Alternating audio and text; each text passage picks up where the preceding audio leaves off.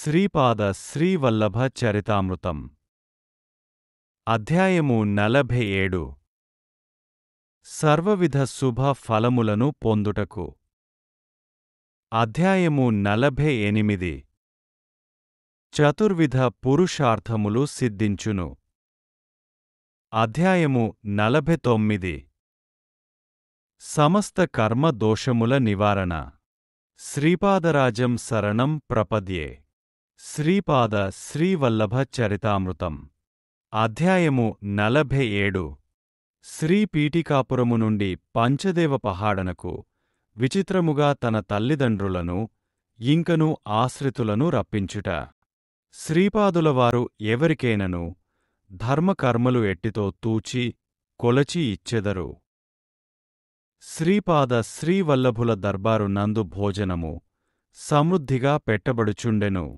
అదేమి వింతయోగాని అన్నపు రాసులను ఎంతగా తీసిపెట్టుచున్నను తరుగుట అనునదియే లేదు మిగిలిపోయిన అన్నమును శాకపాకములను ఆ మహాప్రభువు కృష్ణానదిలో పోయించెను జలచరములకు కూడా శ్రీపాదులవారి ప్రసాదము అందజేయబడినది శ్రీపాదులవారు బాపనార్యులతో ఇట్లనిరి తాత శ్రీశైలమునందు సూర్యమండలము నుండి శక్తిపాతమును గావించితివి నన్ను అవతరింపవలసినదని ఎంతో ఆర్తితో భరద్వాజుని ఆధ్వర్యమున త్రేతాయుగమునందు పీఠికాపురమున సవితృకాటక చయనము మహర్షులందరూ చేసిరి ఇచ్చిన మాటను నిలుపుకొనుటకు నేను అవతరించితిని బ్రహ్మస్వరూపము వాక్కునకును మనస్సునకును అందరాని దనియును దత్తప్రభువునకు సాధ్యాసాధ్యములు అనునవి ఉండవని గంటవలె కొట్టి చెప్పుదువు దేశకాలములను నేను సాగదీయగలను సంకోచింప చేయగలను నా ఇచ్ఛకు తిరుగులేదు నాకు అవసరమని తోచినప్పుడు మన్నును మిన్నును ఏకము చేయగలను అంతరిక్షమునందలి ఖగోళములన్నియును నా చేతిలోని బంతుల వంటివి నీవు లాభాది మహర్షిగాను నందునిగను భాస్కరాచార్యునిగను అవతరించునప్పుడు నిన్ను అనుగ్రహించితిని నేడు బాపన్నావధానులుగా వచ్చినప్పుడు నేను శ్రీపాద శ్రీవల్లభునిగా వచ్చితిని ఇందులో ఆశ్చర్యపడవలసినంతటి గొప్ప విషయము ఏమీ లేదు అంతటపైండా వెంకటప్పయ్య శ్రేష్ఠి ఇట్లనెను బంగారు కన్నయ్య నీకు సర్వమును అతి సాధారణముగా కనిపించును మాకు మాత్రము అంతయును అసాధారణముగాను రోమాంచకముగాను ఉన్నది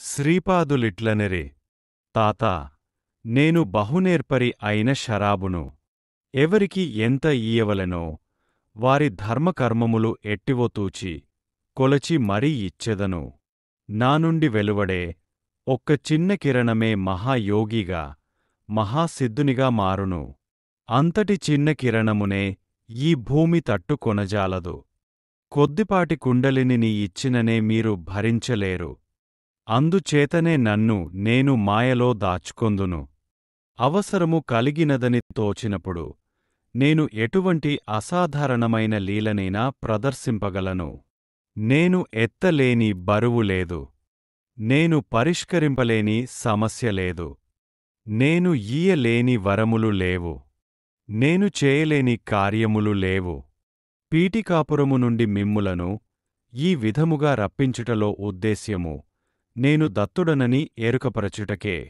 నరసింహవర్మ ఇట్లనిరి సర్వజనులను రక్షించు ఏకైక క్షత్రియుడవు నీవే తక్కిన వారందరును నామమాత్రపు క్షత్రియులు అంతట శ్రీపాదులిట్లనిరి క్షత్రియత్వము నా స్వభావము నందు ఎల్లప్పుడూ ఉన్నది నీవు శివాజీ మహారాజు అను నామమున మహారాష్ట్రము నందు అవతరించి సనాతన ధర్మమును రక్షించవలసినదిగా ఆజ్ఞాపించుచున్నాను అంతట నరసింహవర్మగారు శ్రీపాద సార్వభౌములకు జయము జయము అని పలికిరి అమ్మాజమ్మ గారిట్లనిరి నాయనా బంగారు కన్నా నీ కళ్యాణమును కనులారా చూడవలెనని ఎంతగానో ఆశపడుచుంటిమి నీ కళ్యాణము రంగరంగ వైభవముగా జరుగవలెనని నీకు కళ్యాణ నామమును దిద్ది పెండ్లి కొడుకుగా చూడవలెనని ఉన్నది.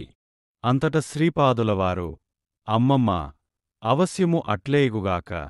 నేను కల్కి అవతారముగా సంబల గ్రామమున జన్మించి సింహళము నందు పద్మావతియును పేర జన్మించిన అనగాలక్ష్మిని లోక కళ్యాణకారకముగా వివాహమాడెదను. అందులకు ఇంకను కొంత సమయమున్నది. మీ కోరికను తప్పక నెరవేర్చెదను.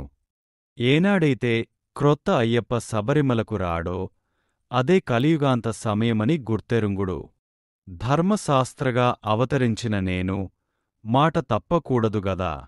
కొంత సమయము వరకు మీరు వేచి ఉండక తప్పదు అనిరి. మాయానాటక సూత్రధారి లీలా వినోదము. వెంకట సుబ్బమాంబగారు, కన్నయ్య, నీవు పాలు, పెరుగు, మీగడ, వెన్న సేవించి చాలా రోజులైనది. నా చేతులతో తినిపించవలెనని కోరికగా ఉన్నది అనిరి. అంతట శ్రీపాదులవారు, అమ్మమ్మ, అవశ్యము తినిపింపుము. నేను చాలా అలసియున్నాను. మీరు బయలుదేరునప్పుడు పాలు, పెరుగు, మీగడ, వెన్న తెచ్చుచున్నారని తెలియును. అనేక రోజుల ప్రయాణములో అవి చెడిపోవా?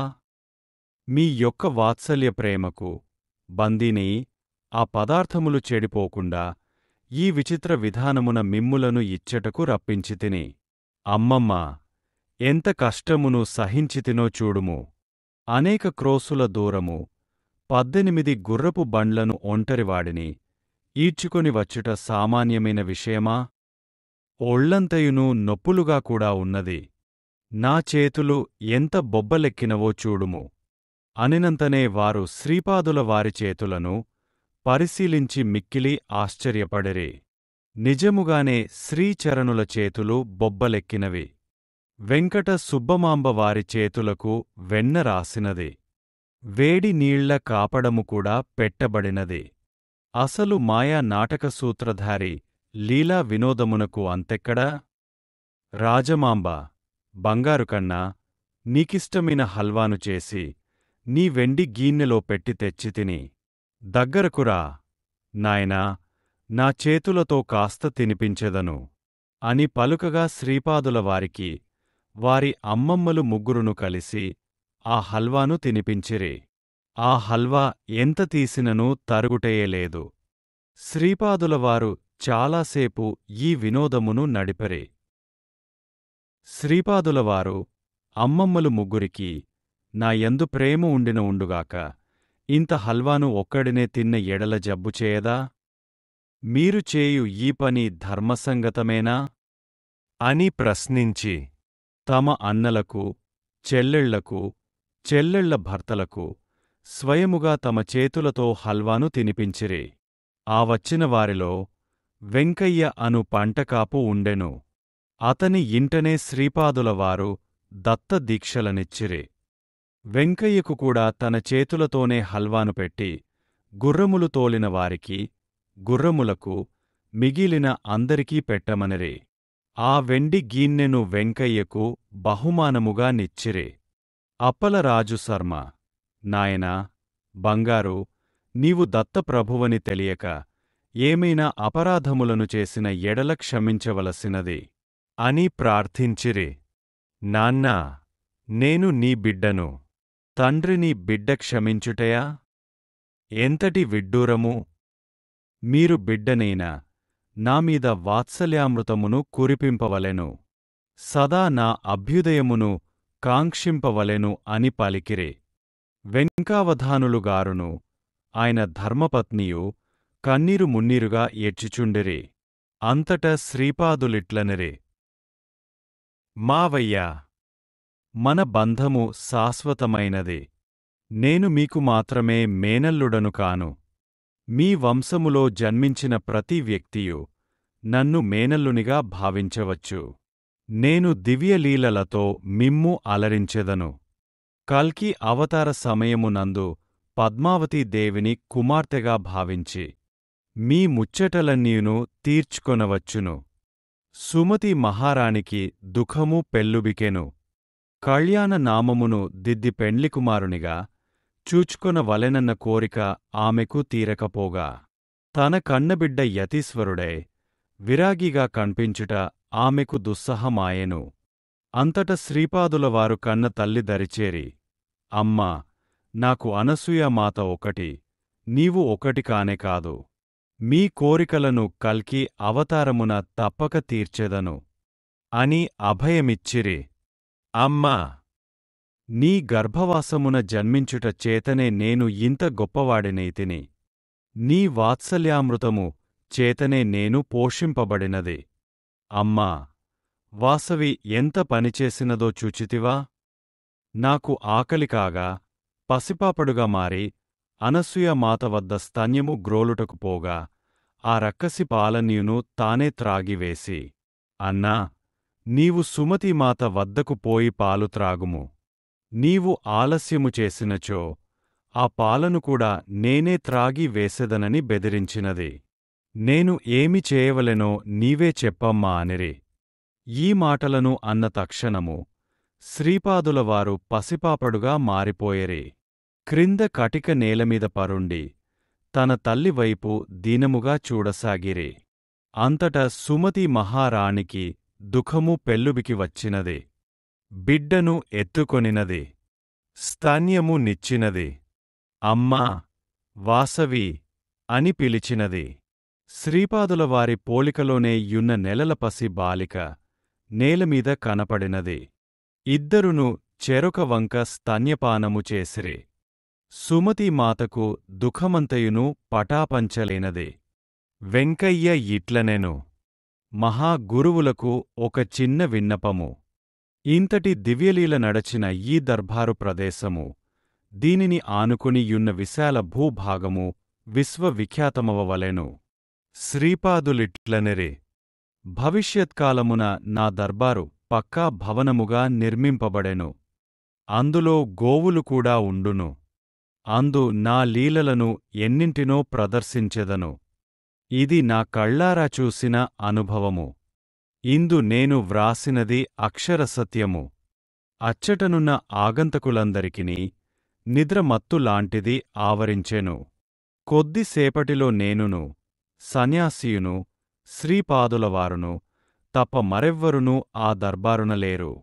వారందరునూ ఏమైనారోనని నేను ఆందోళన చెందితిని. ఏదైనా రాక్షస మాయ వారిని బలిగొన్నదా అను సందేహము కలిగినది. శ్రీపాదులిట్లనెరి, నా సన్నిధిలో ఏ రాక్షసమాయ యును పనిచేయదు. వారందరినీ తిరిగి క్షేమముగా పీఠికాపురమునకు చేర్చితిని. యద్భావం తద్భవతి. నన్ను ఎవరు ఏ భావముతో అర్చించెదరో వారిని ఆ భావములోనే తరింపజేయుదును. ఇది నా వ్రతము. శ్రీపాద శ్రీవల్లభులకు జయము జయము.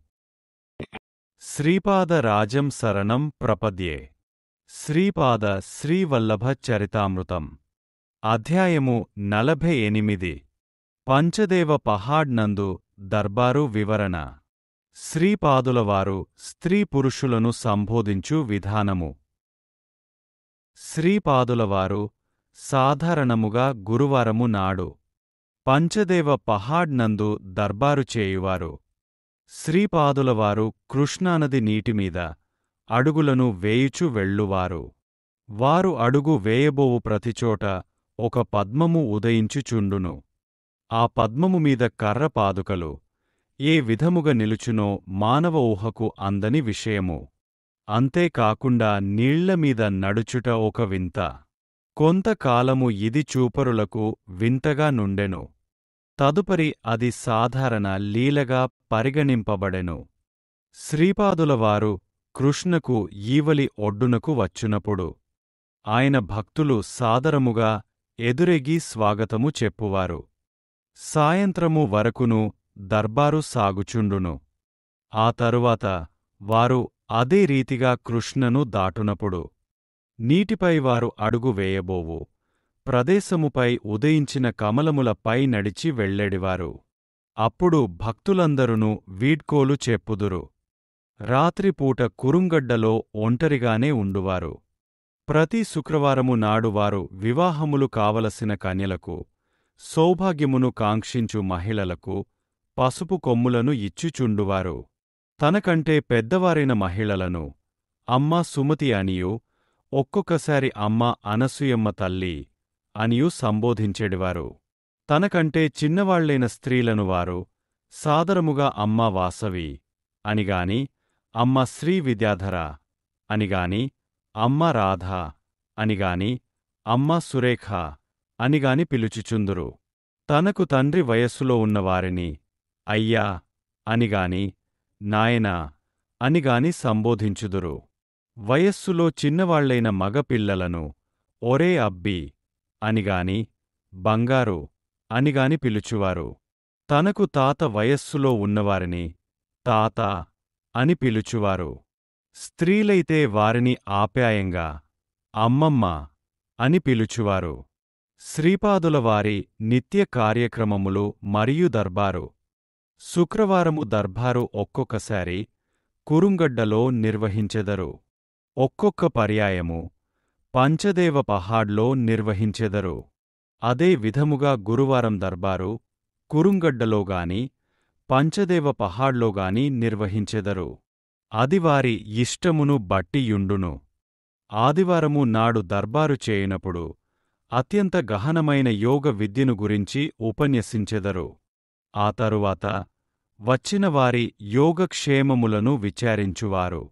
వారి యొక్క బాధలను ఓపికతో విని అభయదానము చేయువారు.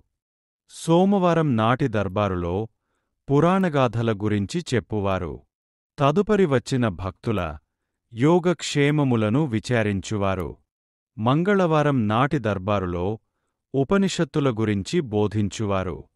తదుపరి భక్తుల యొక్క వ్యక్తిగత సమస్యలను గురించి విని వారికి పరిష్కార మార్గములను సూచించుట, అదే విధముగా అభయ ప్రదానము చేయుట జరుగుచుండెడిది.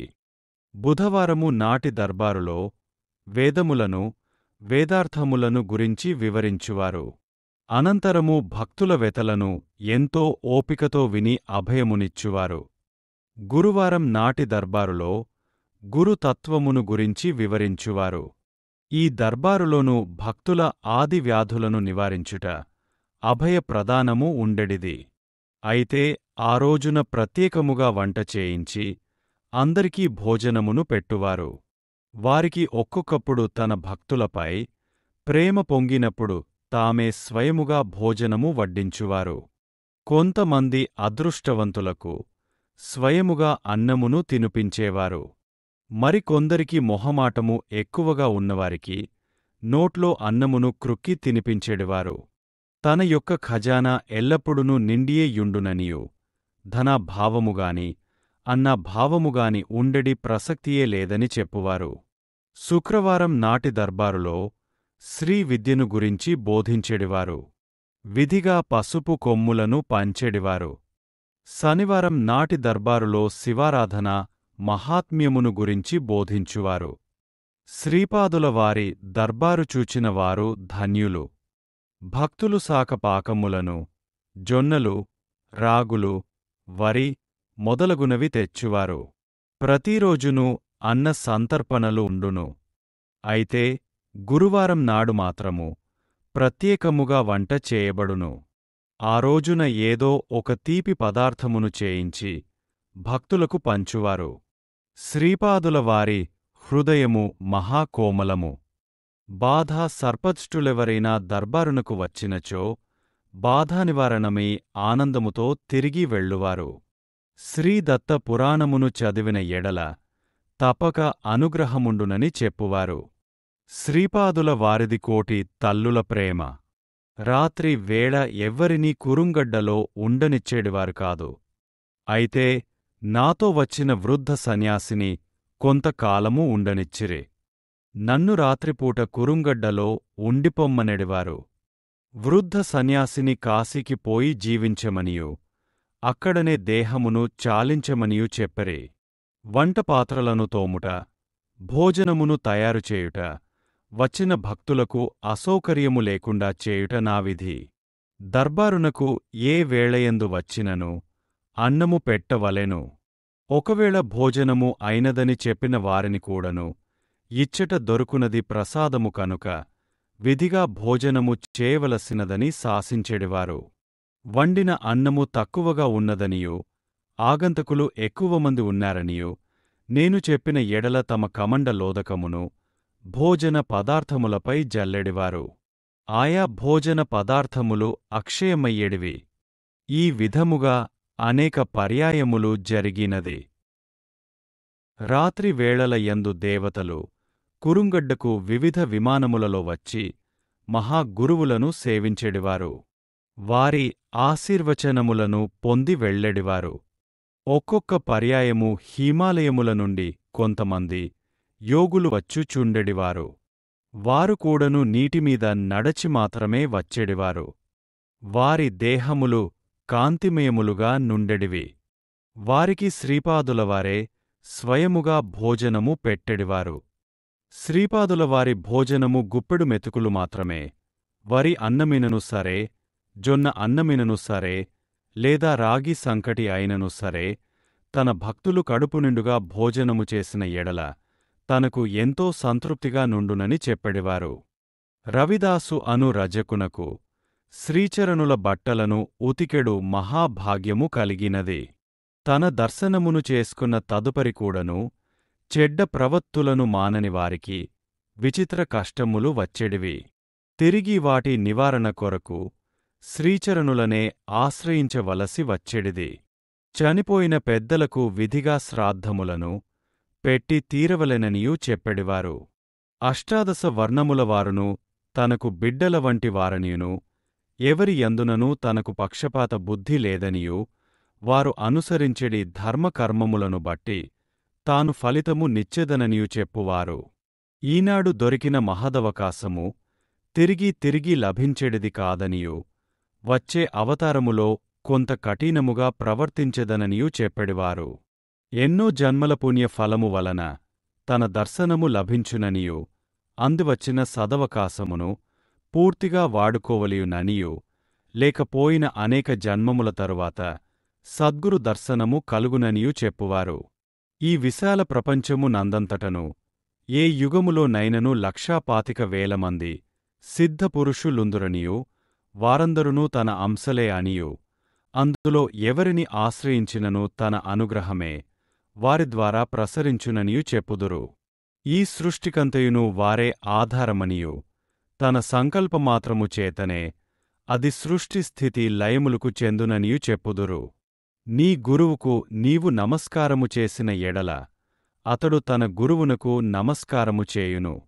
ఈ ప్రకారముగా మనము ఏ గురువునకు నమస్కరించినను తుదకు ఆది గురువైన తనకే చెందునని శ్రీపాదులవారు చెప్పుదురు.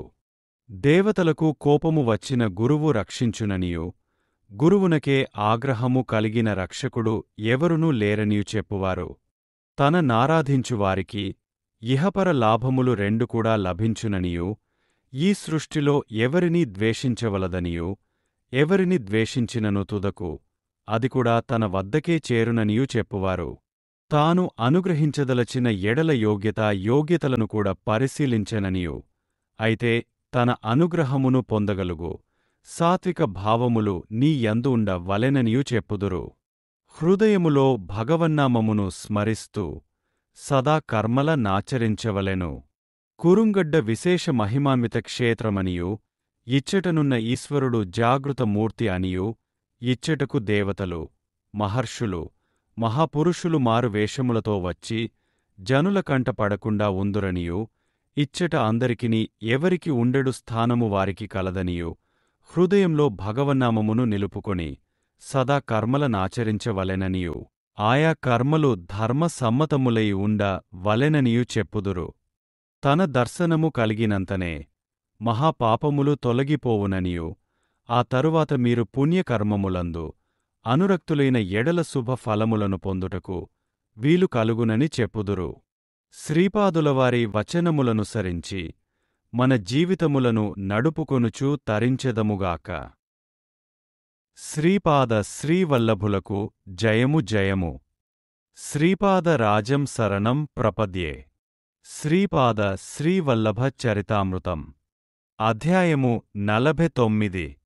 శ్రీపాదులవారు కర్మ విధ్వంసము చేయు విధానములు 33 సంఖ్య విశేషము కురుంగడ్డలో వారి కార్యక్రమములు శ్రీపాదులవారు యొకసారి ఇట్లనిరి శంకరధట్టు మనము అనుష్ఠించునది అగ్ని విద్య అగ్ని ఉపాసన చేయుట శ్రోత్రియ లక్షణము నీ అగ్ని ఉపాసనగాడి పొయ్యి వెలిగించి వంట చేయుటయే అంతట నేను శ్రీపాదుల వారితో మహాగురువులకు జయమగుగాక నా తరువాత కూడను ఈ గాడి పొయ్యి ఈ విధముగనే మండుచుండవలెను అని పలికితిని దానికి వారిట్లనిరి నీగాడి పొయ్యిలోని అగ్నికి స్వతః శక్తి లేదు నా యోగాగ్ని కలియుట వలన ఆ పొయ్యిమీద నీవు చేయువంట ప్రసాద రూపమై భక్తుల దైన్య హైన్యములను హరించుచున్నది ఈ గాడి పొయ్యి ఇంకొక 9 సంవత్సరములు మాత్రమే మండవలెను అనగా నా 30వ ఏట నేను నా శరీరమును గుప్తపరచెదను ఆ తరువాత 3 సంవత్సరముల పర్యంతము తేజోమయ రూపమున శ్రద్ధాళువులకు దర్శనమిచ్చెదను అప్పటికి 33 సంవత్సరముల వయసగును యోగుల జీవితములలో 33వ సంవత్సరము అనేక మార్పులను తెచ్చు సంవత్సరము వెన్నెముక నుండెడి వెన్నుపూసలు కూడా 33 మాత్రమే రుద్రగణముల సంఖ్య 33 కోట్లు ఆ తరువాత కూడను మన అగ్ని యజ్ఞము కొనసాగును కర్మలను స్థూల రూపమునకు రానిచ్చి దగ్ధము చేయుటకు ప్రతీకగా ఈ అగ్ని ఆరాధనను చేయుచున్నాను అయితే భక్తుల కర్మలు స్థూల రూపమున వచ్చుటకు ముందు సూక్ష్మ రూపమునంటి ఉండును అంతకు మునుపు కారణ రూపమున కారణ శరీరమునంటి ఉండును అందుచేత 33వ సంవత్సరము దాటిన తదుపరి ఈ రకమైన అగ్ని పూజ నాకు అనవసరము అప్పుడు నన్నాశ్రయించిన వారి పాప కర్మలను సూక్ష్మ శరీరమున ఉన్న వాటిని కారణ శరీరమున ఉన్న వాటిని నా యోగాగ్నిచే దగ్ధము చేసెదను నీవు మాత్రము నా 30వ సంవత్సరము వచ్చు పర్యంతమును గాడి పొయ్యిని రగుల్చుచునే యుండుము ఆ తదుపరి నా భక్తులు వచ్చి ఎవరి వంటను వారు చేసుకుని వెళ్ళెదరు అది 3 సంవత్సరములు జరుగును ఆ తరువాత స్థూల రూపమున ఈ అగ్ని పూజ అవసరమే లేదు పృథ్వీ యజ్ఞమును ప్రారంభించినాను దిగ్వి జయముగా జరుగుచున్నది జల యజ్ఞమును ప్రారంభించినాను అది కూడను బ్రహ్మాండముగా సాగుచున్నది ఇప్పుడు అగ్ని పూజను అగ్ని యజ్ఞముగా ప్రారంభించినాను ఇది కూడా అప్రతిహతముగా సాగును సమస్త జీవరాశులలోని అగ్ని స్వరూపమును నేనే అన్నింటినీ పవిత్రీకరించువాడను నేనే అన్నింటినీ దగ్ధము చేయువాడను కూడా నేనే పంచతత్వములకు సంబంధించిన యజ్ఞముల గురించి నేనెన్నడునూ వినియుండలేదు శ్రీపాదుల వారి లీలా విధానమును గురించి ఆలోచించుట వ్యర్థమని నిర్ణయమునకు వచ్చెను ఒకనాడు నవదంపతులు శ్రీపాదుల వారి దర్శనార్థము వచ్చిరి వారిద్దరినీ పంచదేవ పహాడ్ నందు తన దర్బారులో నివసించమని ఆజ్ఞాపించిరి 2 రోజులకు ఆ యువకుడు మరణించెను వారు మహాగురువులు తమను రక్షించెదరని ఎన్నియో వరములనిచ్చే చల్లటి దైవమని నమ్మియుండిరి కాని స్త్రీకి పరమ దుస్సహమైన వైధవ్యము ఈ నవవధువునకు ప్రాప్తింపబడెను ఆ నవదంపతుల బంధువులు పంచదేవ పహాడనకు వచ్చిరి శవమును దహనము చేయవలెనా చేయకూడదా అనెడి విషయమును సందిగ్ధములో పడిరి శ్రీపాదులవారి ఆజ్ఞ లేనిదే శవమును పంచదేవ పహాడ్లోని తమ దర్బారు నుంచి తీసుకుని వెళ్ళు వీలులేదు ఆ నవవధువు శోక దేవత వలె నుండెను శ్రీపాదులవారు తమ దర్బారునకు వచ్చిరి వారికి నవవధువు తన దౌర్భాగ్యమును తెలియజేసినది శ్రీపాదులవారు కర్మఫలితములు అనివార్యమనిరి అంతటా ఆ నవవధువు ఇట్లనియే జడమైన కర్మకు నిజముగా నా భర్తకు మృత్యువును ప్రసాదించే శక్తి ఏ ఉండిన ఎడల కర్మకే దేవతాస్థానమిచ్చి ఆలయములను కట్టి అర్చించుట లెస్స. చైతన్య స్వరూపులును అగ్ని వస్త్రధారియు అగ్ని రూపులునగు శ్రీపాదులకు సాధ్యాసాధ్యములు లేవనుట వినియుంటిని. ఈ అభాగ్యురాలికి మాంగల్య భిక్ష నొసగి ధన్యను చేయవలసినది. ఆ నవవధువునకు శ్రీపాదుల వారి దయమీదను వారి కారుణ్యము మీదను నమ్మకము మెండు. చనిపోయిన వారికి జీవదానం అంతట శ్రీపాదులిట్లనెరే. విశ్వాసో ఫలదాయకం. నా యందు నీకట్టి దృఢమైన నమ్మకమున్న ఎడల నీ భర్త ఖచ్చితముగా సజీవుడగును. అయితే కర్మ సిద్ధాంతమునకు వ్యతిరిక్తము కాకుండా ఉపాయమును చెప్పెదను. నీ మంగళసూత్రము అమ్మి నీ భర్త బరువునకు సమానమైన బరువు గల కట్టెలను తెచ్చి ఇమ్ము. ఆ కట్టెలను గాడి పొయ్యిలో వేసి అన్నము వండెదము. అంతటితో నీ మాంగల్యము పోగొట్టుకొనబడడి అమాంగల్యము కట్టెలు కాల్చబడుట వలన నీ భర్త శరీరము కాలి దగ్ధమయ్యడి. అమాంగల్యము మృత్యురూపకర్మ స్పందనలు ఆకర్షింపబడిన కట్టెలు దగ్ధమవగా వండబడిన శ్రాద్ధాన్న అమాంగల్యము అన్నియును కూడా శాంతింపబడుననెరే. అంతటా అట్లే ఆచరింపగా ఆమె భర్త సజీవుడాయెను. శ్రీపాదుల వారు భక్తుల యొక్క రకరకముల పాప కర్మములను కట్టెలకు ఆకర్షించెడివారు. ఆ విధముగా చేయుట వలన ఆ కట్టెలు దగ్ధమై రుచికరమైన వంటయ్యై ప్రసాదమయ శుభములను ప్రసాదించుచుండెను. దరిద్ర బ్రాహ్మణునిపై విశేష అనుగ్రహము మరియొక పర్యాయము బీద బ్రాహ్మణుడు ఒకడు శ్రీపాదుల వారి దర్శనార్థమై వచ్చెను. శ్రీపాదుల వారు తనను కరుణించకపోయినా ఆత్మహత్య ఏ శరణ్యమని వాపోయెను. అంతట శ్రీపాదుల వారు మండుచున్న కొరివినొక దానెన తెచ్చి ఆ బ్రాహ్మణుని అంటించెను. ఆ బ్రాహ్మణుడు చాలాసేపటి వరకు బాధపడెను. ఓయి బ్రాహ్మణుడా, నీవు ఆత్మహత్య చేసుకోదలంచితివి. నేను ఉపేక్షించిన ఎడల నిజముగానే నీవు ఆత్మహత్య చేసుకుందువు. అందుచేత ఆత్మహత్యలకు సంబంధించిన సమస్త పాపకర్మల స్పందనలను ఈ మండుచున్న కొరివితో అంటించుట వలన రద్దు చేసితిని. ఇకపై నీకు దారిద్ర్యబాధ ఉండదు. ఈ చల్లారిన కొరివిని నీవు నీ గావంచాలో చుట్టుకొని జాగ్రత్తగా నీ ఇంటికి తీసుకునిపొమ్ము. అతడట్లే చేసెను. ఇంటికి వెళ్ళి మూట విప్పుకోగా అది బంగారమయ్యెను. బ్రాహ్మణుని దారిద్ర్య బాధ తీరెను. శ్రీపాదులవారు తమ అగ్ని యజ్ఞము ద్వారా చాలా విచిత్రరీతులలో తన భక్తుల పాప కర్మలను ధ్వంసము చేసెడివారు. ఒక్కొక్క పర్యాయము తన భక్తులను ప్రత్యేకమైన కాయగూరలను అనగా వంకాయలనో బెండకాయలనో తెమ్మనేడివారు. ఆ కాయగూరలలో ఆ భక్తుని పాప కర్మరూప స్పందనలను ఆకర్షించెడివారు. ఆ రకముగా తేబడిన కాయగూరల వంటకమును విధిగా భక్తులచే తినిపించెడివారు. ఆయా కర్మదోషములు తొలగెడివి. ఒక అమ్మాయికి రజస్వల అయినను వివాహము కాలేదు. ఆమెకు కుజదోషమున్నదని గ్రహించి ఆమెచే కందులను తెప్పించి ఆ కందులతో వంటకము చేయించి ఆ అమ్మాయితో సహా అందరినీ తినమని ఆదేశించిరి.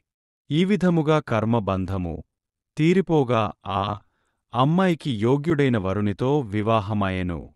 కొందరిని ఆవు నెయ్యి తెచ్చి దర్బారు వంటకములకు ఈయవలసినదని ఆజ్ఞాపించువారు. మరికొందరిని ఆవు నేతితో దీపాలు పెట్టమనేవారు.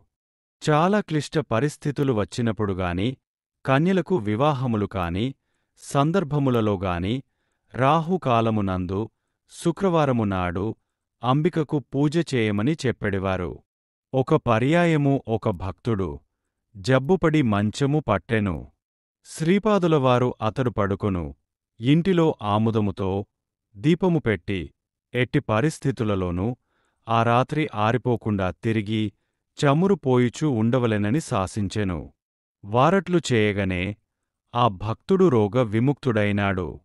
ఒక భక్తుడు పరమ నిర్భాగ్య స్థితిలో నుండెను. అంతట శ్రీపాదులవారు వారి ఇంటిలో వారము రోజులపాటు ఆవు నేతితో అఖండముగా దీపము వెలిగిన ఎడల ఆ ఇంటిలో తిరిగి లక్ష్మీ కళ ప్రవేశించునని తెలిపరే. అటువంటి ఎన్నెన్నో వినూతన పద్ధతుల ద్వారా తమ ఆశ్రితులను పాపకర్మ విముక్తుల చేయుచుండెడివారు. ఆ పద్ధతులనన్నిటినీ తెలుసుకొనుట మానవ మాతృలకు సాధ్యమయ్యే పనికాదు. శ్రీపాద శ్రీవల్లభులకు జయము జయము. నా ఛానల్ని చూసి నేను పెట్టే ప్రతి వీడియోని చూస్తున్నందుకు మీ అందరికీ కృతజ్ఞతలు. దయచేసి నా వీడియోలని లైక్, షేర్ చేయండి. కుదిరితే కామెంట్ చేయండి. కొత్తగా చూసేవాళ్లు నా ఛానల్ని సబ్స్క్రైబ్ చేయండి.